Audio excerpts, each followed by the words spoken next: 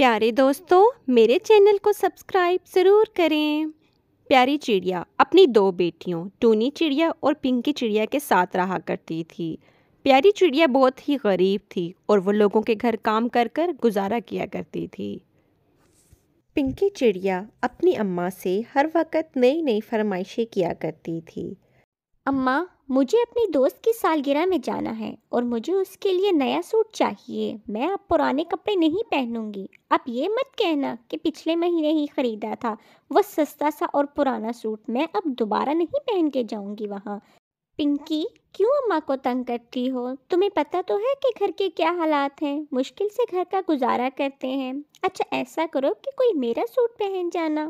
پنکی کہتی ہے، اپنے گندے کپڑے اپنے پاس ہی رکھو، میں اماں سے بات کر رہی ہوں، تمہیں بیچ میں بولنے کی ضرورت نہیں ہے، جب دیکھو لیکچر دینے آ جاتی ہے۔ تو پیاری چڑیا کہتی ہے، بس کر جاؤ، مت لڑو تم دونوں۔ پنکی، تمہیں پتہ تو ہے کہ گھر کے کیا حالات ہیں، میں کتنی مشکل سے گزارا کرتی ہوں۔ تمہیں اپنی دوست کی سالگرہ پہ جانا ہے تو تمہیں پرانے کپڑے ہی پہننے ہوں گے، ورنہ مت جاؤ، گھر میں رہو اور گھر کے کام کرو۔ ہر وقت کی فرمائشیں، نہ کوئی کام نہ کاج۔ میں کتنی حسین ہوں، میرے لیے تو کوئی شہزادہ ہی ہونا چاہیے۔ ارے بس کرو، جاؤ جا کر جنگل سے دانا لے آؤ، رات ہونے والی ہے۔ نہیں ماں، میں دانا لینے نہیں جاؤں گی۔ تو پیاری چڑیا کہتی ہے، کبھی کوئی کام بھی کر لیا کرو، روز ٹونی جاتی ہے۔ ارے ماں، میں چلی جاؤں گی، تم کیوں پریشان ہوتی ہو؟ میری پیاری بیٹی، اللہ تجھے خوش رکھے۔ پھر ٹونی دانا لینے چلی جاتی ہے تو پیچھے سے کوی موسی پیاری چڑیا سے آ کر کہتی ہے، پیاری چڑیا، میرے پاس پنکی چڑیا کے لیے ایک بہت ہی اچھا رشتہ ہے۔ لوگ غریب ہیں، اتنا اچھا گھر بار بھی نہیں ہے، لیکن لڑکا بہت شریف اور سمجھدار ہے، کما لیتا ہے اور گزر بسر کر لیتا ہے۔ لڑکا تو اچھا ہے، آگے دیکھ لو۔ تو پنکی آ کر کہتی ہے، دیکھو کوی ماسی، مجھے ایسا رشتہ نہیں چاہیے جو صرف تھوڑا بہت کماتا ہو۔ مجھے تو ایسا رشتہ چاہیے جس کے پاس بڑی سی گاڑی ہو اور بڑا سا گھر ہو، جو میرے ہر خواب کو پورا کرے۔ اپنا رشتہ اپنے پاس ہی رکھو۔ ارے تمہاری بیٹی تو بہت منہ پھٹ ہے۔ تو پیاری چڑیا کہتی ہے، ارے کوی ماسی، تم اس کو چھوڑو نا، تم میری ٹونی کے لیے بات چلاؤ۔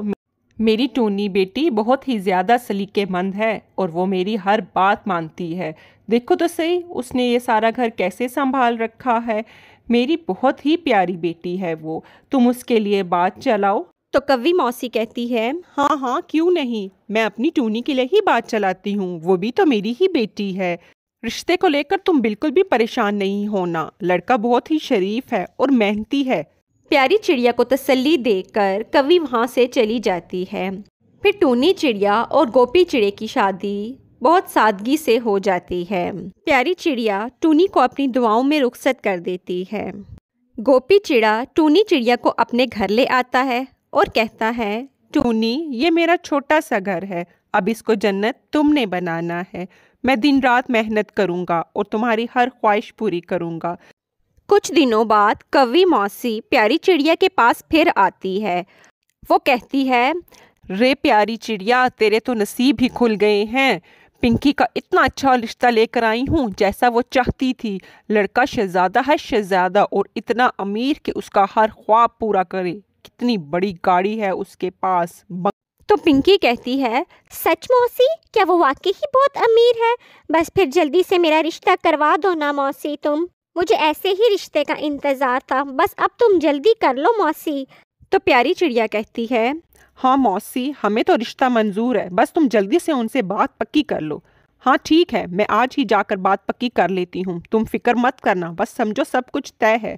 اور پھر پنکی چڑیا کی بنٹی کبوتر کے ساتھ شادی بہت ہی دھوم دھام سے ہو جاتی ہے۔ یہ آپ کا گھر ہے؟ یہ تو بہت خوبصورت ہے، یہ تو میرے خوابوں سے بھی بڑھ کر خوبصورت ہے۔ میں نے تو کبھی سوچا بھی نہیں تھا کہ مجھے اتنا خوبصورت گھر ملے گا۔ واقعی ہی میرا تو ہر خواب پورا ہو گیا ہے۔ کچھ دنوں بعد جب پنکی اپنی اماں کے گھر آتی ہے تو ٹونی بھی اسے وہاں مل جاتی ہے۔ تو پنکی کہتی ہے، ارے ٹونی، یہ تم نے اپنی کیا حالت بنا رکھی ہے؟ تمہاری بھی تو نئی نئی شادی ہوئی ہے، نہ کوئی زیور پہنا ہے تم نے، نہ کوئی ڈھنگ کا کپڑا پہنا ہے، کیسے تم اپنی زندگی گزار رہی ہو اس کے ساتھ؟ یہ دیکھو مجھے، میں کتنی عیاشی کرتی ہوں، عیش سے رہتی ہوں، کتنا بڑا گھر ہے میرا، میری طرف دیکھو، زیور سے لدی ہوئی ہوں، ڈھیروں ڈھیر کپڑے ہیں میری الماری میں۔ اب تو تمہیں سمجھ آ گئی ہوگی کہ میں نے گوپی چڑیا سے شادی کرنے سے کیوں انکار کیا تھا۔ اپنی حالت دیکھ لو، اسی وجہ سے میں نے انکار کیا تھا۔ پنکی ٹونی کو بہت باتیں سناتی ہے، لیکن ٹونی اس کو کچھ بھی نہیں کہتی۔ اسی طرح سے دن گزرتے رہتے ہیں کہ ایک دن بنٹی کبوتر شراب کے نشے میں گھر آتا ہے تو پنکی چڑیا اسے دیکھ کر پریشان ہو جاتی ہے اور کہتی ہے، یہ آپ نے شراب پی رکھی ہے؟ میں تو آپ کو ایسا نہیں سمجھتی تھی۔ میں آپ کو اس چیز کی اجازت ہرگز نہیں دوں گی کہ آپ شراب پی کر میرے گھر آئیں، آپ کو شراب چھوڑنی پڑے گی۔ تو بنٹی کبوتر کہتا ہے، تمہاری اوقات کیا ہے؟ تم مجھے منع کرو گی کہ میں شراب پی کر اپنے ہی گھر میں نہ آؤں؟ تم ہوتی کون ہو مجھے روکنے والی؟ یہ جو تم عیش و آرام کی زندگی گزار رہی ہو، یہ میں نے تمہیں دی ہے۔ لیکن میں آپ کی بیوی ہوں، آپ میرے ساتھ ایسا کیسے کر سکتے ہیں؟ میں سب کو بتاؤں گی آپ کی حقیقت، میں سب کو بتا دوں گی۔ کیا تم میرے ساتھ زبان چلاتی ہو؟ آج میں تمہیں اتنا ماروں گا کہ پھر تم زبان کھولنے کے قابل نہیں رہو گی۔ پھر بنٹی کبوتر اور پنکی چڑیا کی روز ہی لڑائی ہوتی اور بنٹی کبوتر پنکی چڑیا کو روز ہی مارتا، اور اسی طرح سے دن گزرتے جا رہے تھے کہ ایک دن پنکی چڑیا ٹونی چڑیا کے گھر آتی ہے اور پنکی چڑیا ٹونی کو بنٹی کبوتر کے بارے میں سب کچھ بتاتی ہے۔ وہ ٹونی چڑیا سے کہتی ہے، ٹونی مجھے معاف کر دو، میں نے تمہیں اس دن بہت باتیں سنائیں، تم بالکل ٹھیک تھی، تمہارا فیصلہ بالکل ٹھیک تھا اور میرا فیصلہ بہت غلط تھا۔ میں نے ایک اچھے انسان کو چننے کی بجائے دولت کو چنا اور اب مجھے اسی سزا کے ساتھ ساری زندگی گزارنی ہے۔